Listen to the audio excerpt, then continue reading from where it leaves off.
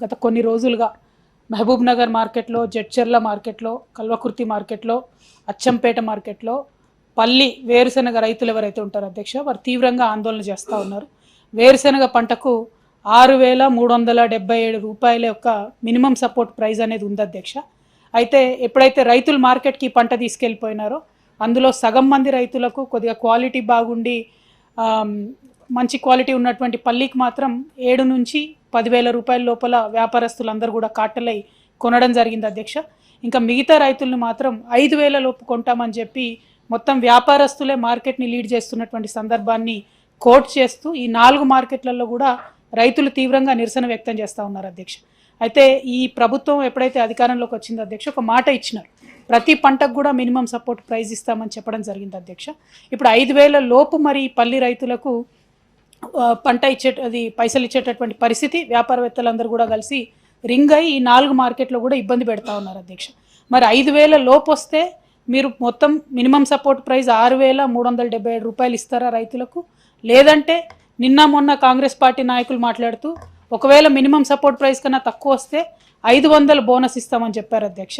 మరి ఏది చేస్తారన్న విషయాన్ని దయచేసి గమనించాలి. ఇవాళ పల్లి రైతులు బాగా ఇబ్బంది పడుతూ ఉన్నారు, ఉద్యమాలు చేసేటటువంటి పరిస్థితి అక్కడ ఉంది. కాబట్టి తక్షణమే ఈ వేరుశెనగ రైతుల యొక్క సమస్యను పరిష్కరించాలని తమరి ద్వారా ప్రభుత్వానికి విజ్ఞప్తి చేస్తా ఉన్నాం. గౌరవ శాసనసభ్యురాలు గారు కవితమ్మ గారికి ఏవైతే 2 పాయింట్లు రేజ్ చేశారు, ఈ పల్లి అనేది ఎలా ఉందో మా ప్రాంతంలో మిర్చి కూడా అదే టైపులో ఓవర్గా మార్కెట్కి వచ్చినప్పుడు కొంతమంది దళారీలు చేస్తున్నమాట వాస్తవం.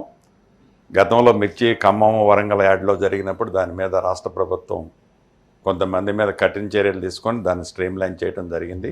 అదే రకంగా ఈ పల్లి విషయంలో కూడా మినిమం ప్రైస్ ఏదైతే ఉందో అది వచ్చే విధంగా రైతులకి గిట్టుబాటు ధర ఇచ్చే విధంగా ఈ ప్రభుత్వం చేపట్టింది. అది కన్సర్న్ మంత్రి గారికి చెప్తాను, అధికారులకు కూడా చెప్పడం జరుగుద్ది.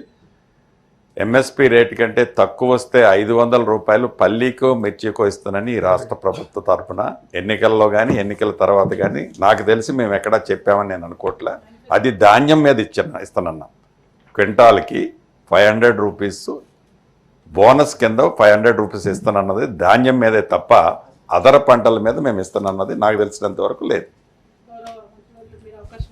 వరంగల్లో రైతాంగానికి సంబంధించి డిక్లరేషన్ చేసినారు అధ్యక్ష.